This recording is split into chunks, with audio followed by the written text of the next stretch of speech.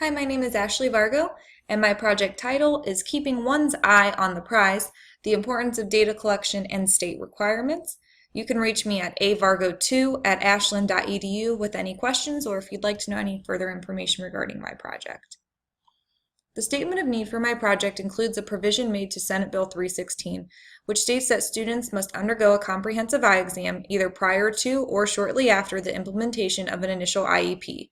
It also requires that ODE will be collecting and reporting this data. In the spring of 2014, EMIS began collecting the data from districts who serve students with special needs. Prior to, this was not required, which meant that not all districts reported their findings to the state. Some data that was reported by ODE. During the 2012-2013 school year, since data was not required to be reported, data that was recorded was only based on a 45% response rate, which was approximately 13,000 students. Based on that data, only 15% of parents of children with initial IEPs reported that their child did receive a follow-up comprehensive eye exam. Data from the 2013-14 school year was based on 27,000 students, where 35% of parents indicated a follow-up comprehensive eye exam was completed. However, 28.2% of districts indicated that they did not know why students who were initially identified as having a disability did not receive an eye exam. Some data from Norton City Schools, in which I'm a school psychologist, from 2014 included data from September to December of 2014. Data was included for 20 students, but only accounted for 12 students, so there's some data that was missing. In analyzing the data of the 12 students, it included 2 students did not receive an eye exam because they recently completed a visit with their pediatrician or had a checkup. 4 students because other reasons that were not specified. 4 other students due to no parental concerns with their child's vision. 1 was due to a lack of resources, and 1 was due to the student passed a vision screening at school. Data for this current year accounted for 29 students, but again, data was only included for 23, so there are 6 students that are missing. The data included 2 students received an eye exam within 9 months immediately prior to being identified with a disability. 12 students did not have an eye exam but are still within the 3 months of receiving services, and 9 students did not receive an eye exam due to reasons unaccounted for.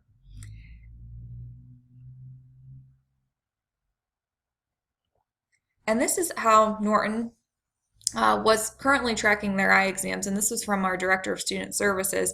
This data was from 2014, and you can see that it only included from September to December. They included that the parents will be, and some notes indicated there that they're not going to, which numbers correlated with the reasons why in our key down here, and the date initial services began. You can see there is a lot of information missing from this, and also it's likely inaccurate, which is why I wanted to implement this project. I also wanted to show you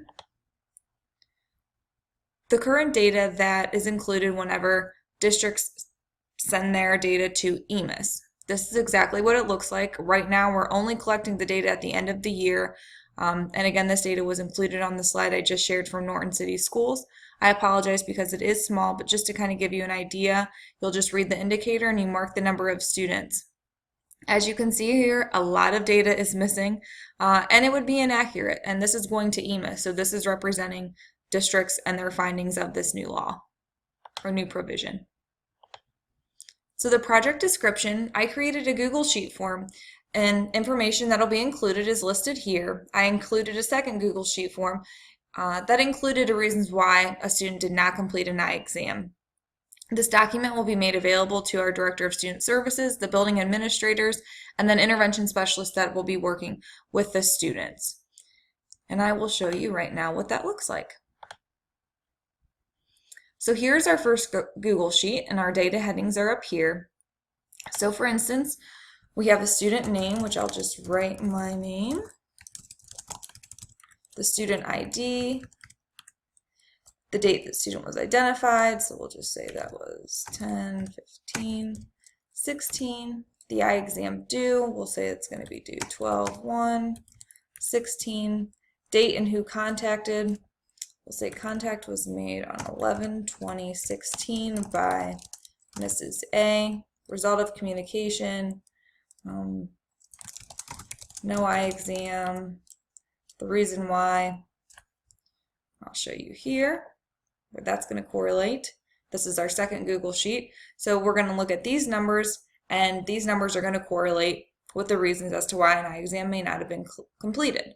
So for instance, number 1 is parental refusal, hospitalization, lack of resources, no parental concerns with the child's vision, they recently completed an eye checkup, they passed a vision screening at school, or other reasons. So we can go back and we'll just say it was number 3, lack of resources, and here we can put this in red. So that way we'll know, and when we look at sheet number 3, we know it's because of lack of resources.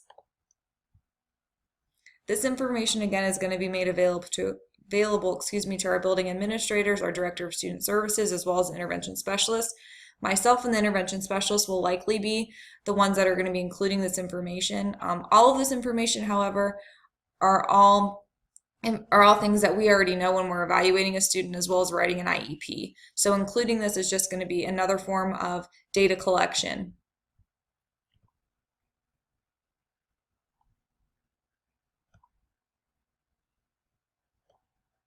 I also created a Google Calendar. I am a traveling employee and I do have a large caseload, and so it'll help me keep track of the students regarding this eye exam requirement, as well as working with the different colleagues in many buildings.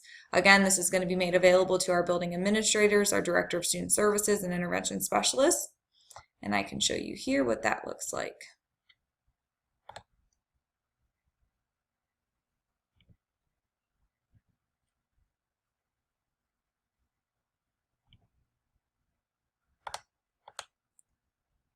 So I included elementary form day. I'll explain what I'll be doing at that in a later time in the presentation, as well as convocation day. I also included when I'm going to be reviewing the data from the first grading period, the second grading period, which is here, the third grading period, which is March 10th, the fourth grading period, and then at the end when I'll be submitting. If we go back to the beginning of the school year, so for an example, how this is going to work, because as the school year goes on, I'm going to be including data from students' initial evaluations as well as their IEPs, as well as the intervention specialist. So if we've contacted a parent, if a parent got back to us, if we know the student has an eye exam and things like that. Each student or each school, is going to be highlighted with a different color, so the intervention specialist will know their color and it will correlate with the student and the school. So for instance, if we have here parent, contact, primary, elementary, we can put the student's initials and we'll just say AB for now, and eye exam completed. So we'll create that. And let's say if primary, we're going to always do green. So we'll save it, and now that intervention specialist knows when she looks that AB, which would be on her caseload, had an eye exam completed. And therefore we can, again, include that data into our Google Docs and make sure the data is completed for the calendar in Google Docs as well. So the specific domains and understandings from OAE include domain 3, which is systems for capacity building, specifically under number 6, understanding organizational management and its use in creating positive and productive learning systems that promote the success of all student groups. Specifically, how to initiate, monitor, and evaluate chains of processes within the organization and make needed adjustments to achieve goals, as well as how to use systems thinking to set priorities and manage organizational complexity. It's also going to include domain 4, which is resource management and educational law, specifically understanding number 9, fiscal and material resource management and its use in creating efficient and effective learning systems that promote the success of all student groups, as well as understanding 10, the legal dimensions of educational leadership. The measurable objectives include that 100% of the elementary students who are initially identified and eligible for an IEP will either have an eye exam or will be identified with the reason as to why an eye exam was not completed by the end of the 16-17 school year. Data will be collected throughout the school year, but will be analyzed and measured at the end of each grading period. Therefore, the number of elementary students who are initially identified will correlate with the number of students that either had an eye exam or did not have an eye exam with the reason specified. The measurable objectives. So I broke it down by grading period. Our first grading period ends October 13th, and by that, 25% of all students identified with having IEPs will either have had an eye exam or a document as to why they haven't. For our second grading period, which ends December 20th, 50% of all students, again, will either be identified as having an eye exam or a documentation as to why they have not. By the end of our third grading period, which is March 10th, 75% of all students that are identified will either have an eye exam or documentation as to why they haven't. And by the end of the fourth grading period, May 25th, 100% of the students that have been identified at the elementary level will either have an eye exam completed or will have a documentation as to why they have not. Timelines and benchmarks. The overall success and effectiveness of this project will not be available until the end of the 16-17 school year, specifically after the fourth grading period, which is May 25th. On August 9th, which is Elementary Form Day, I'm going to meet with our administrators to discuss the implementation of this project, and then a scheduled time to meet with the intervention specialist on our Professional Development Day, which happens to be October 17th.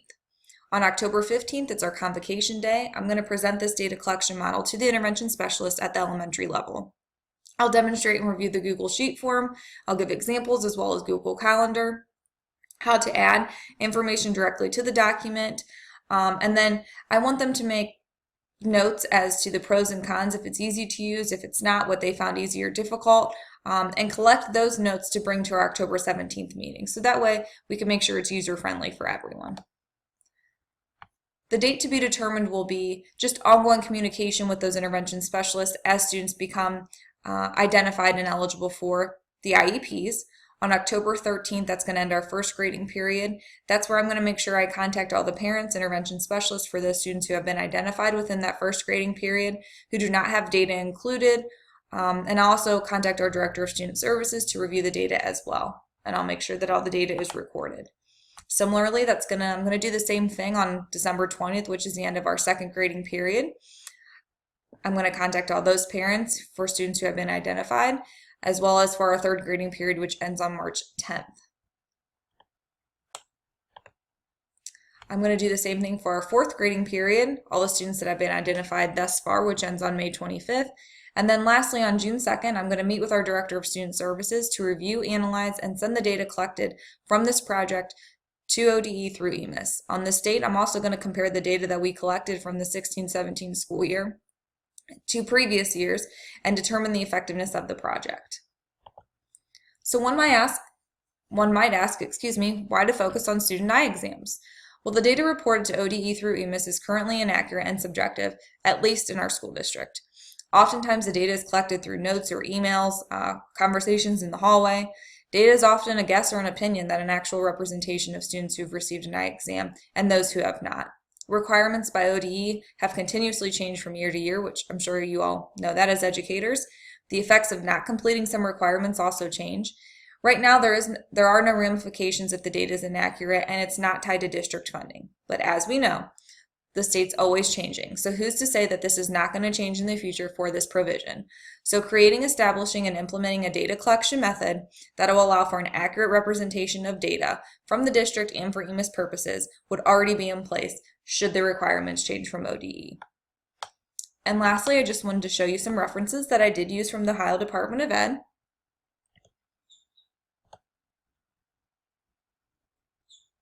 The first document here is just the implementation of required comprehensive eye exams, and this was from 2014. This is where I gained the data from 2012 as well as the 13-14 school year, and that will be made available to you.